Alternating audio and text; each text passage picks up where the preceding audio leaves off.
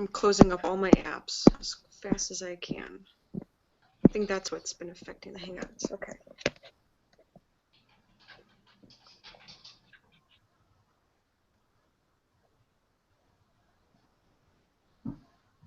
Hello, are we online? I'm not hearing a beep. We are live, yep. Okay, cool. So welcome to this month's Relationship Success Support Hangout. And my name is Maite, and I'll be hosting tonight's Hangout. And I've got with me two ladies, American ladies, but they both moved to different countries. We've got Christina, who moved to Canada. Hi, Christina. Hi. And we've got Michelle, who moved to Austria. Hi, Maite. Hi, Christina. Hi, Michelle. Hi, Christina. All right, cool. So in this episode, in this hangout, we're going to talk about love, but specifically about, you know, when you fall in love head over heels, love at first sight, or, you know, when you just really want to get into a relationship really fast, you just do it. And, you know, everything's great in the beginning and you think this is it, this is the one. And then things, you know, just don't work out the way you hoped they would. And things start going wrong and you get all these problems coming up and things just fall apart. You know, why does that happen? How does that work? What do we go through? So maybe to start off, Michelle and Christina, or let's start with Christina. Can you share one of your experiences that you've had with falling head over heels, going into a relationship, jumping into it, and then things just didn't work out? Yeah. Actually, I have a few different relationships that was kind of my pattern. And actually, as I was looking at this, I realized from a very young age, I always had interest in boys in my classroom, like very young, like we're talking first, second grade. And as I got older, the crushes became more and more intense to eventually I became at the dating age. And now all of a sudden I wanted to, like, you know, I understood more about a relationship and having a boyfriend, and I really was interested in that. And so for me it was just a really intense feeling of attraction or interest towards someone. And maybe I didn't even know the person that well. Maybe they were someone I had just seen in passing a lot, and just the look of them or whatever my experience was, I was like that. You know, it would be like a infatuation. I would lock in on a certain person and kind of give a lot of my attention to that person, whether I was with them or not. And then when I started dating, it was basically once I started getting that interest reflected back to me, I was like, okay, here we go. And it was, I mean, I remember the first, I was probably 18 or 19, 18 is when I had my first boyfriend. And there was a few guys that I had, you know, were my friends in my social circle, and I liked a few of them. And one of them showed me some interest, and that was the person I decided on just because I got some interest from them. And, you know, I went into a relationship with them, and, you know, a year later, it didn't turn out well. There was a lot of jealousy and insecurities. There was cheating. There was, it was almost like the way I started the relationship, which was very much tunnel visioned into this one person and getting into a relationship with this one person and experiencing that, having a boyfriend, you know, part of my life. I was very much interested in that. It ended the same way, where I couldn't let go, even though the relationship was clearly ending and it just wasn't working out. I was still very, I couldn't stop thinking about what was going on in the breakup, and I was very much distracted. I became very, I couldn't eat, I couldn't sleep. I was very just overwhelmed with the experience. So that was my first, I guess, relationship, my first boyfriend, where that pattern emerged of me being very focused on who this person, getting this person to be my boyfriend, and then ending pretty much the same way. I couldn't let go. I had to jump into a new relationship basically to get my mind off of this past relationship. So that's a briefing. So it was quite intense, actually. Yeah, very intense. How about you, Michelle? Um, for me, I haven't had my first real serious boyfriend until I was in my early 20s. Before, whenever I liked a guy, I would always like, zoom in on him and then put him in my head and like create these fantasies and dreams and things like that. So when it actually came to like a guy showing interest in me, like it was so new to me and I didn't know how to handle this because I had been single for so long that when this guy showed an interest in me, I jumped right on it. And we met online through a dating site, and it was like after the second date, he asked me if I wanted to come over to his place, but I was so uncomfortable with that. But I felt like yes, I should do it, like I should just go over, like this I'm 21 or something and I should do it. I'm at this age I should go over his place because I already thought, oh, we're going to be physical or something, and but I was so uncomfortable, but I still said yes. Nothing happened, but it was within the next couple of weeks I just started sleeping over his place. He offered to give me his apartment keys. And then I brought him to my family. I was so excited to change my Facebook status to in a relationship. It was it was such a like exciting time for me because I had for so long kind of always internalized these relationships, and then when it finally happened in real life, I wanted to experience like the full potential of it, everything so quickly. Um, but because everything happened so quickly, I didn't really give the time to really develop like a good relationship with him in terms of like communication, where I really didn't get to know who he really was until like a month later. And if we had established more of a deeper connection in the beginning, or at least opened up more serious topics within the first week or two of our relationship, I wouldn't actually be with him because I later found out we really weren't compatible. Uh, and I regretted some of the things I've done. But I mean, if it wasn't for me learning that, I wouldn't be like who I am today. Yeah, indeed. So both of you in those experiences where, the focus is completely on this one person and the focus is on the relationship as well, very much, just trying to lock down that relationship, get into that relationship so you can change your status from being single to being with someone. Um, when you have those experiences in the past, it sounds like it generally didn't really end well.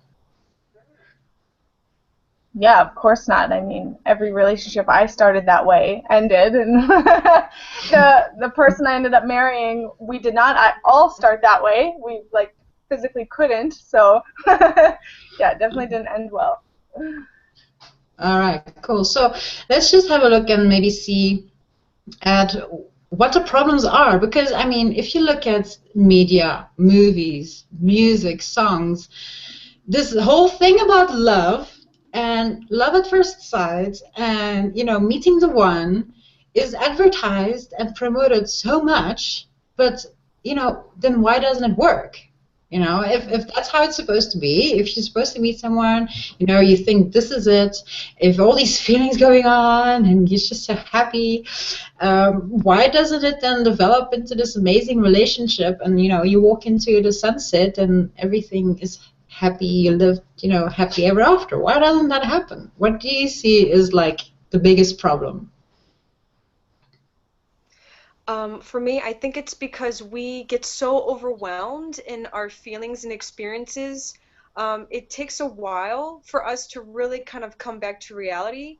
I read somewhere that it really takes 3 months in the relationship to really see who the person is, because within those months we're just so like wrapped up in this energy and just the experiences that come with love and how we define love, that we really don't get to like to the bottom of who that person is to really see if you're compatible with that person. So I think because of what we see on TV and all these images that we take and we put them in our heads, and we're like, oh, okay, so this is what it's like, and then reality comes and the person comes, and it can get overwhelming. And I think it's these feelings and experiences that really drive us, instead of us kind of stepping back and be like, okay, let's slow down, let's ask questions, let's get to know each other more. kind of, that sort of thing. Yeah. Yeah, it's like a rush to the finish line without realizing there's a whole, well, I guess you could say race, but we want to race to the finish line and get that reward. So I totally agree with Michelle. I think also for me it was one of the big problems I found was I was so focused on this external relationship, and not even who the person was, because that really, I look back and I was naive in a way to think that I could create a relationship without actually getting to know the person. But I think what was missing was that sense of self, that sense of like I'm an individual walking into a relationship with another individual. I didn't consider that. I very much saw the relationship as this one thing that I wanted to enter, and so for me it was like that sense of self that I missed, because 4, 5, 6 months into the relationship, maybe a year into the relationship, I'm living with a person, and all of a sudden I'm like, well, who am I? What am I doing? Do I want to just stay at this job? Why aren't I going to school? Where is my social network? Because I often would create my whole reality to be centered around this person in this relationship, and so I would let friends slip away. I would let my interest be put aside to just be in this point of a relationship with someone. And so it was that point of who am I? What do I want to do? Because it was like I created the relationship to be all that existed for me, and once that's kind of going okay or smoothly or stable, then you're like, okay, well, now what? Now what do I do with myself?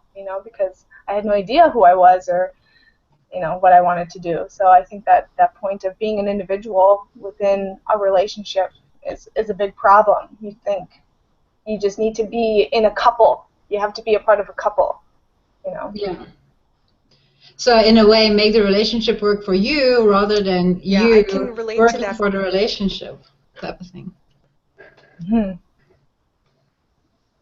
Michelle, you were gonna say? Yes.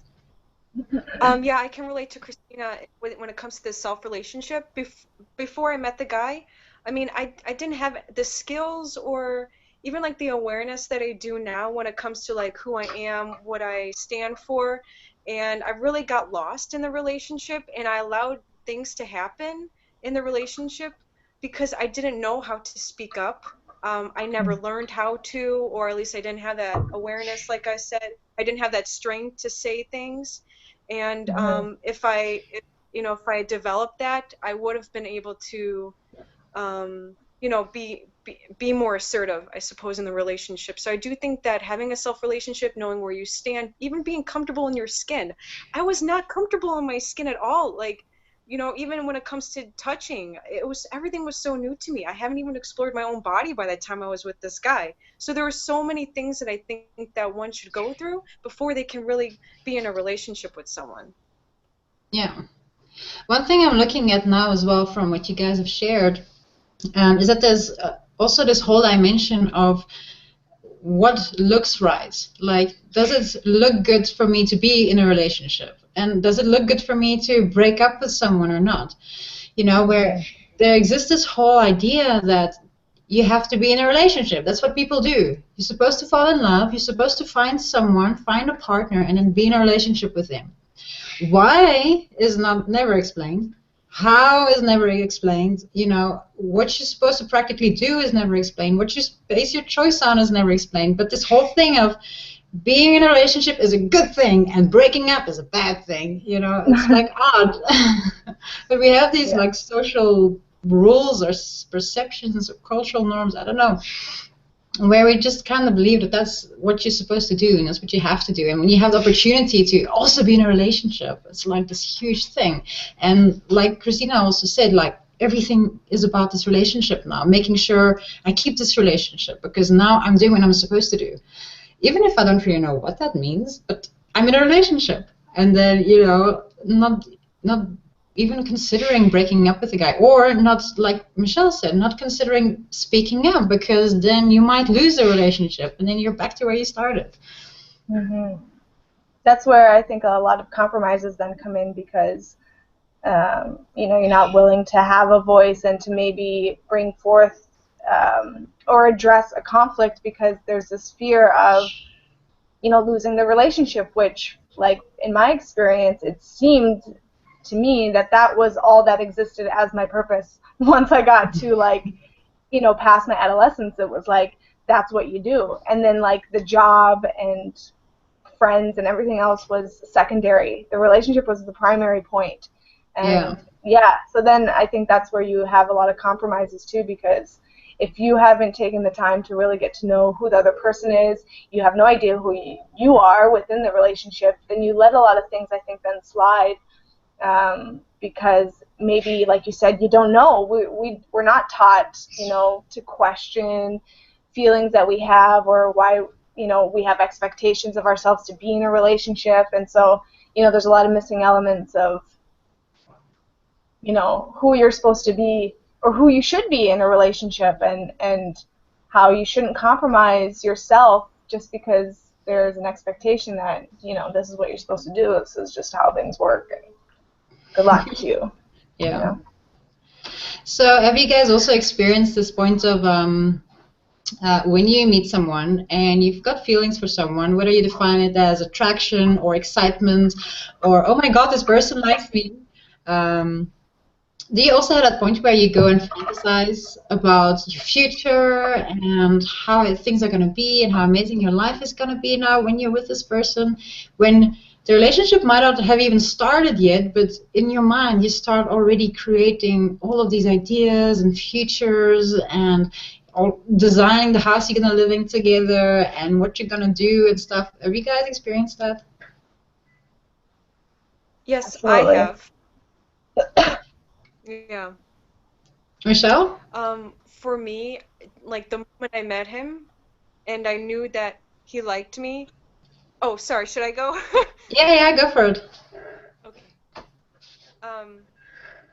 So yeah, when the moment he liked me, I had already thought about how am I going to present him to my parents, and I just had this whole scheme in my head, and like how I'm gonna dress, and how everything's gonna be, and how I'm gonna present him to my family and things like that. And of course, I thought about marriage and children and changing my last name. So it was just so easy for me to go into that whole spiel.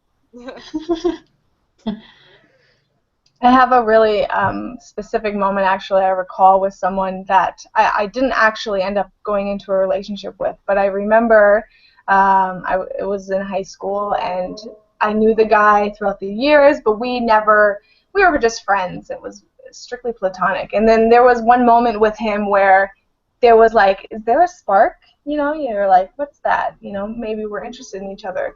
And I remember from that moment going home, and I was like doing laundry or something, and I was just like bombarded with all these thoughts of like going into a relationship with him and what would our friends think. And then like a few years later, maybe we'd get a place together after high school and we would do this and that, and it was just really quite an obvious point of imagination and fantasy. And actually what happened was, within like a week, he was dating one of my best friends. And I was like, that's great, but it really gave me a perspective of that point of projection and going into these fantasies based on one little moment with someone. And I remember thinking, God, what was all of that? How did all of that exist within me? And then this is how reality plays out. It was really like confusing in a way. And so that's just a specific example I remember about, you go into these projections and these future, thoughts, and it's reality has got a whole nother story for you, Yeah. What I also experienced was one of my relationships.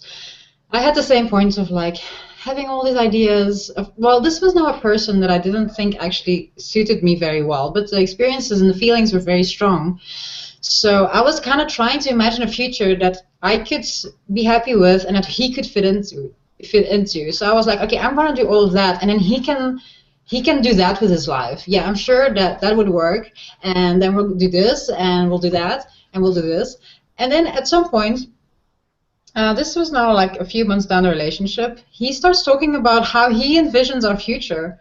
Because turns out he did the exact same thing, but from his perspective, because we're such different people. So he just did the same exercise in his mind, like imagined this whole future for us together where he does whatever he wants to do and then kind of fits me in there. And I heard his story and I was like, there's no way. There's no way that I'm going for that future. Hello? No, no, we're going with my version. So that's when I realized, like, oh dear, we've been ignoring this for so long. Like, we're such different people. We want completely different things in life. But, because those feelings were so intense, you just kind of want to make it up in your head that it will work. And now it's not just one person doing it, it's two people doing it. So you're both kind of moving into the relationship from your own ideas and trying to create your own imaginations and trying to manifest your own plans. But the other person is doing the same thing in a completely different way. So it's like you're not even really in a relationship together. It's more like you're living this whole relationship through your own fantasies and imaginations and things like that. Yeah, and that's interesting because I think that a lack of communication also, because that is a big part of me going into relationships really fast. I completely skipped the whole develop communication. It's very important. It's fundamental. It's the foundation.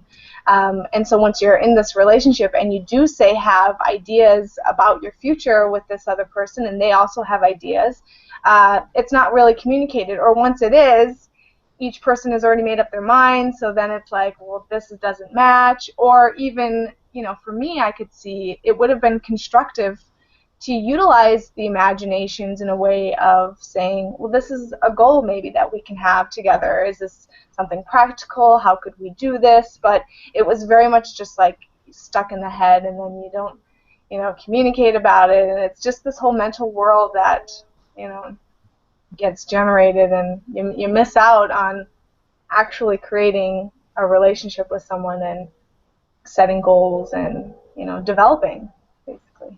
Yeah. Yeah, like we said, it's all about the relationship. It's not even about the people in it. It's not about you, what you actually want, who you are. It's not about the other person, who they are. It's purely about, can this relationship sustain itself? Is there a way that we can make this relationship move forward? Just keep going. Mm-hmm. Yeah. Mm-hmm. Yeah. So, and when you guys looked back in your, like, say, you went through this whole thing, you went through a relationship, and then things obviously, like in an obvious way, started giving problems, not working.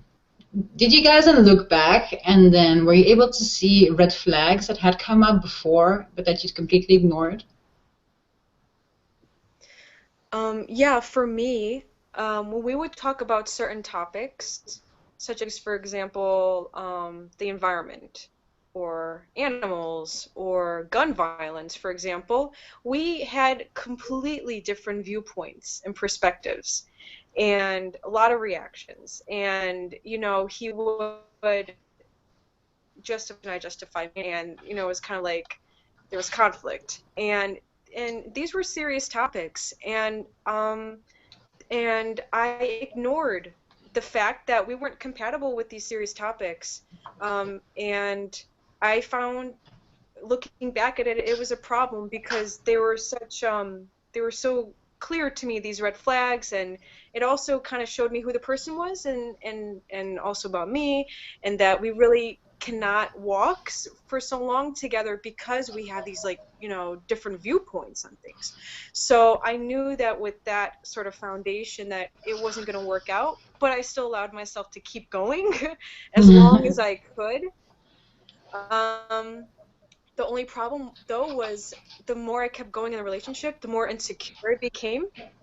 I became really insecure, and we kind of created this dynamic where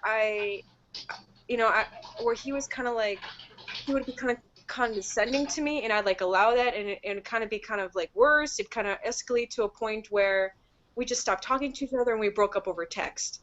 So, it escalated to that point, unfortunately. And if I'd known from the beginning that we weren't compatible, I mean, obviously we just wouldn't get to where that point led us. Yeah, yeah. So there seems to also be this fear, like because there is an opportunity for a relationship here, you better take it. And it's like you can't even say no or say, wait, hold on, we're not compatible. Let's just stop right here. And, no hard feelings, but this isn't going to work. It's like how many people actually do that? I mean, I never did that. Whenever there was an actual opportunity, like I like you, you like me, okay, relationship. I never said, nah, after a while, this isn't working. It was either waiting for someone to break up with the other or waiting for conflict to hit the fan where, you get to a situation and a point in time where it's just like, okay, cannot continue anymore. Stop. But just make that decision initially and just say, yeah, sorry, this was interesting and cool to get to know you, but as a relationship, no, not going to work. Did you guys ever do that? not until it got completely obvious, where it was like you could no longer ignore the red flags. Then it was like, okay, we have to stop this now. We got to move on. But gosh, no, I don't think I ever. Okay. I had to put the brakes on myself at one point because I saw, later on in my life, this drive and this pattern was continuing, and I was at a point finally in my life where I could say, whoa, girl, stop, just bring it back. What are you doing? Who are you? Focus on yourself, and luckily I got to that point, but no, otherwise I don't think there was ever a relationship where I was like, you're probably not a person I should go into a relationship with. I just usually went forward and faced the consequence. Okay, so you both have had these experiences with relationships, falling head over heels, jumping into relationships, and then things just go wrong. But at the moment, you're both married women, long-standing relationships. So what did you do different this time around? Michelle, what would you say was the biggest difference? For me, the biggest difference was my husband and I at the time, we had like a 6-month span where we just talked. It was just communication on Skype, typing, talking, video chatting. So that was it. There wasn't any physical contact. That helped so much because I really got to know him within those 6 months before we physically met. And within those 6 months, I mean, we talked about all kinds of topics, issues, and we saw how much we were aligned with so many things. Really had a good foundation of like what we stood for, what we believed in, and so we knew that this is a potential relationship, and because we were so open with everything, I mean, we had covered every topic, it seemed like, so we were open with everything. That's what made me comfortable enough to go see him, to really, to take that plane ride to go see him, because we spent so much time talking. I was comfortable, like I knew who he was really, and so that drove me to see him. Cool. And you, Christina? Yeah, similar story. I guess for those of us with that urge for relationships, we were meant to be with someone who is not living in the same country, because so same thing. I met Andrew, 6 years ago or something, but we connected online and Skype. It was a Skype chatting situation for 3 months before we met, but we did Skype chat every night, video chatting. I mean, it started just with texting, and then we worked up the courage to do video, and then we worked up the courage to have a visit. But then it was 2 years of, we decided we wanted to be together, and so we did 2 years online. And for me, immediately I could see what a gift I had in terms of having the distance, because I had the same energy within me of wanting to really move this relationship forward really fast, but I couldn't, and it also revealed how a lot of that energy was driving me towards the physical, wanting to be physically intimate. So I was very quick to, in my past, create the sexual relationship without actually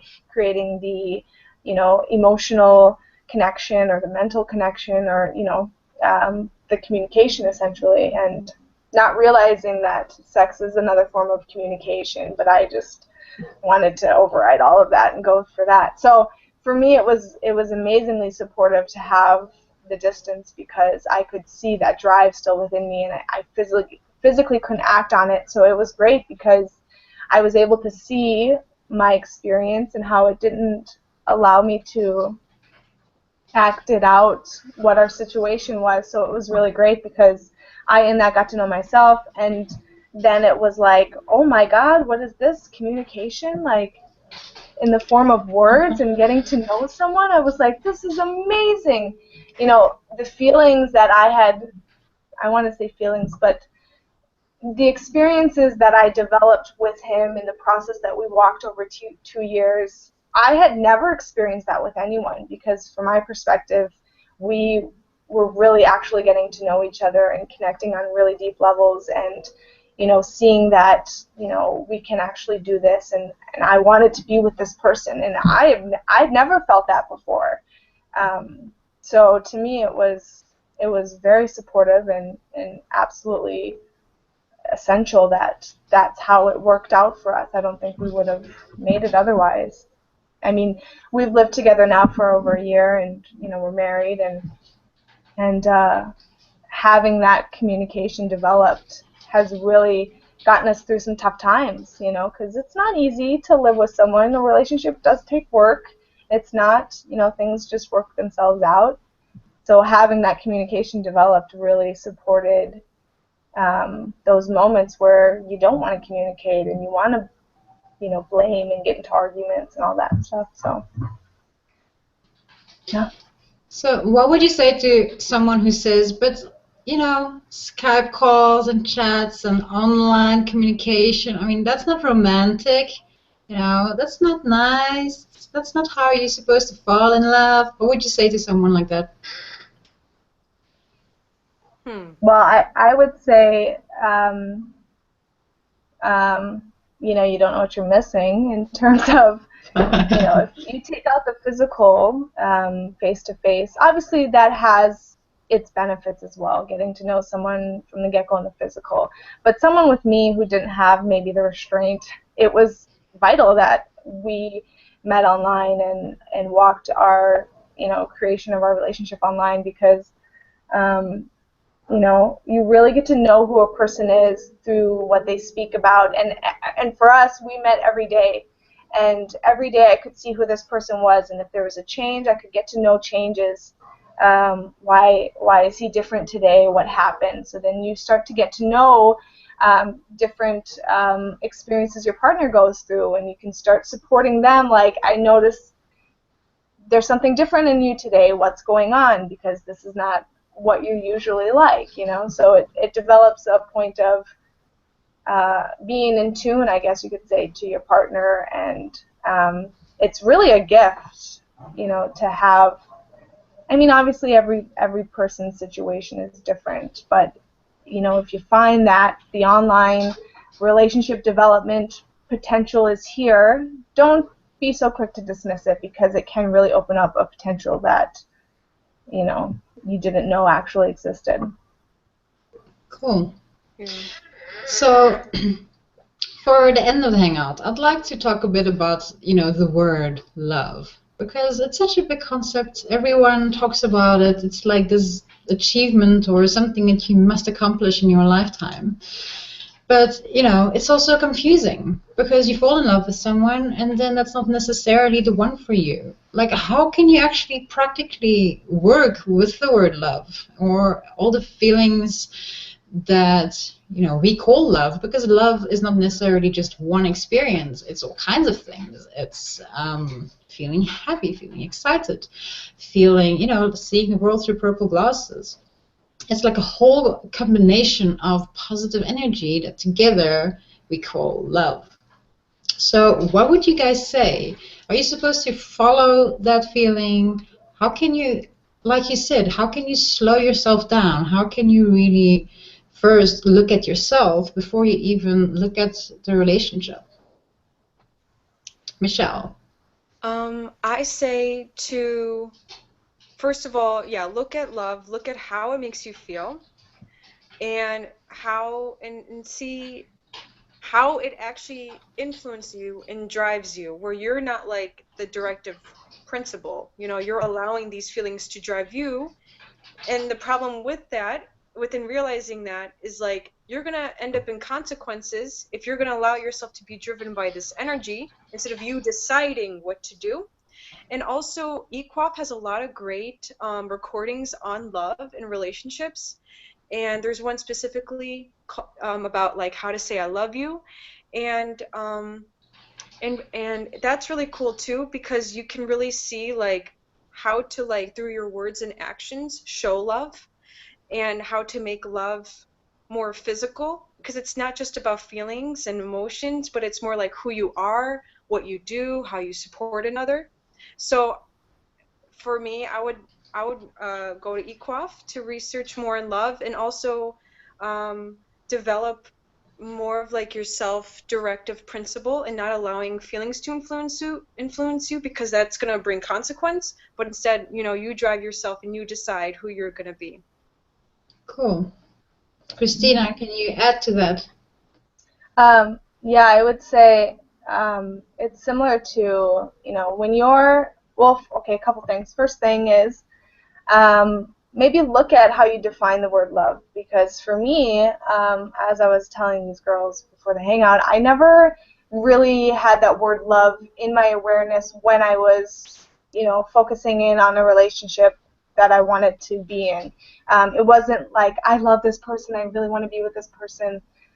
That only would come later, but I still had that really strong positive feeling and desire and attraction, and I think that word can definitely have those attachments to it. And so I would say look at the word love and how do you define it, because I think that I defined love as being physically intimate with someone. Like, that's what a relationship was about, having that physical connection and being able to express that physically.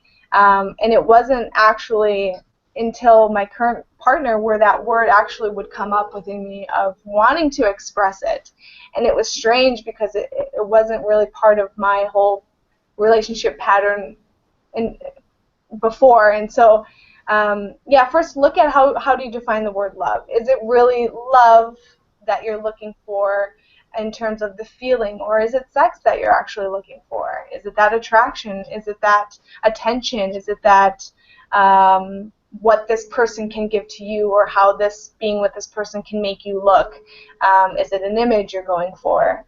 So look at how do you define that word love, and also to realize that when you allow energy as love or attraction or that positive feeling, if you allow that to drive you, all of a sudden you wake up in the relationship and you're like, oh, what do we have here? Who are you? Who am I? Like, all of a sudden you wake up kind of from a dream state and you're like, how did I get here? Now what do I do? Where do I go? So it is absolutely, like Michelle said, being, becoming that directive principle of you creating the relationship, you creating yourself within the relationship, not allowing the relationship to have the influence over you in your life to where you at some point later wake up in regret or some consequence that you didn't foresee because you weren't paying attention. You were just in the positive feeling fantasy. Yeah. So I would say that. Cool. Yeah, I remember when I was a teenager, I had two different kinds of definitions of love. I had the feeling of being in love as one, and then I had this other concept of love where it's like, you learn to love someone over time. So I actually had this idea that there's two ways that you can create a relationship. Like, either you just follow the feeling of being in love, and then love will conquer all, and whatever differences you have will just disappear, or it will just not matter because you love each other, and that's all that matters. So that was the one path which I tried and didn't work. And then there was the other one of love, you learn to love someone, love matures over time, where I thought, okay, so you start off with someone that you actually just like, someone that you match with, like more like a friend, and you're kind of on the same wavelength, and then you learn to love the person, and feelings will come over time, and it will come really strong and whatever. And I tried both routes, and neither of them really worked. So that was very disappointing. But so many years later, what I've come to see, and also taking the relationships out of the equation for a while entirely, and making that decision of, I'm not going to have a relationship for a while. Let me first just figure out, what does love the thing is? What are these experiences? Why are they coming up in relation to specific people? Because also something I've found out is I could make myself feel to be in love with someone. Like, I could just decide it. Kind of like what Christina mentioned about that one moment. The guy looked at her in a certain way, and suddenly it's like, is there something there? Kind of like that split moment decision where you can actually decide to fall in love with someone. You like look at this guy, like, and you just. I practiced this actually several times. I tested it. You just keep thinking about this person long enough, and it will come. It's gonna come, and you suddenly are gonna have these feelings for this person. So I was like, okay, so these feelings seem to have more to do with me and my own thoughts than it's got anything to do with the other person, really. So practically speaking, with love, there's two dimensions that you can look at. If you suddenly feel like you're in love with someone, two things you can look at. First thing is, what is it about this person? What is it that this person embodies, represents to me? Like, for instance, they're actually a very confident person. They carry themselves with confidence, and you're actually really attracted to that quality in them. And from there, it kind of activates this whole love thing, because you feel that you don't have confidence in you. It's like you want that, and it's like you want to connect to that. So you try and form a relationship so you have confidence in your life. So the whole relationship is really around, for instance, confidence, wanting to have confidence in your life. So that's the one dimension. You look at what this person is like,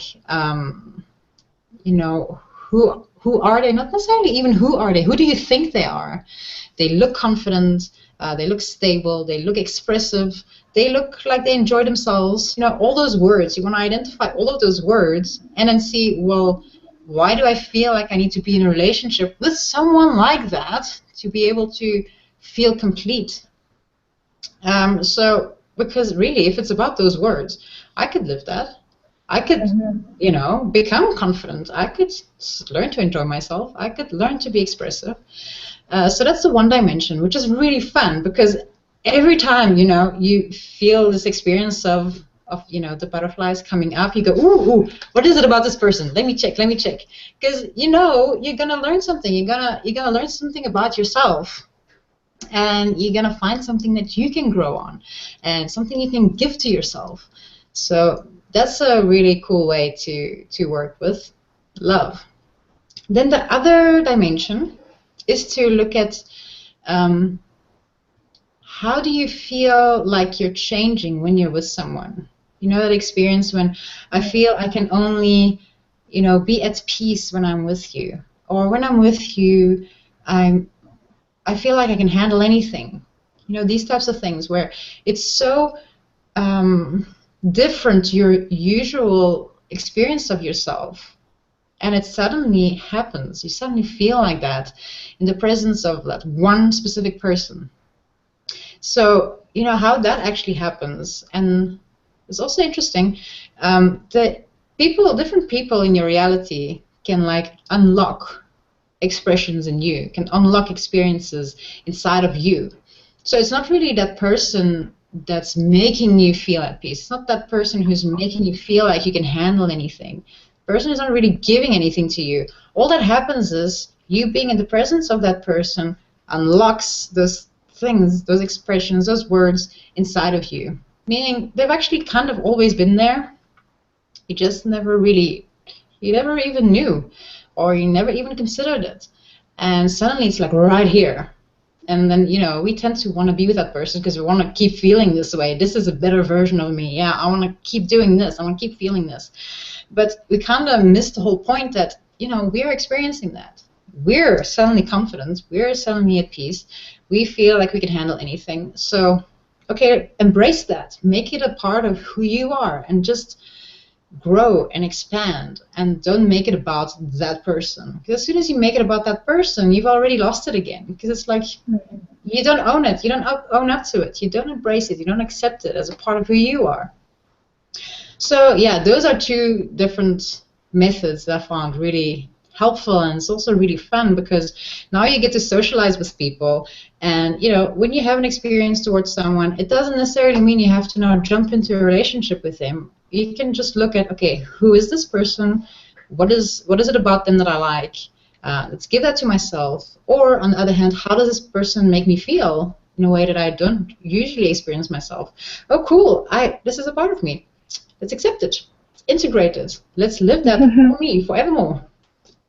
So those are two different ways, that I've learned to work with love, and that's really practical. I mean, it takes off the whole pressure of having to create this whole relationship with someone just to keep holding on to those experiences instead of just empowering yourself. And then when you go into a relationship with someone, is because, as Michelle said, you decide to, because you know yourself. You've learned so much from interacting with so many different people.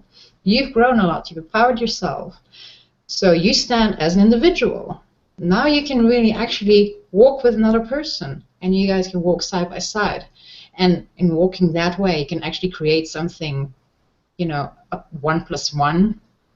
Because if you live in the type of normal relationships where you feel you need the other person and you feel you can't live without them, you have like a codependency type of scenario. It's like you're always leaning on each other and kind of trying to walk like that, and it's really hard instead of standing straight, two individuals walking together. So I think that's it on that point. Anything else you guys want to add? Excellent. I think you summed it up very nicely, Maite. I thank you for that support. That's awesome. I agree. That was awesome.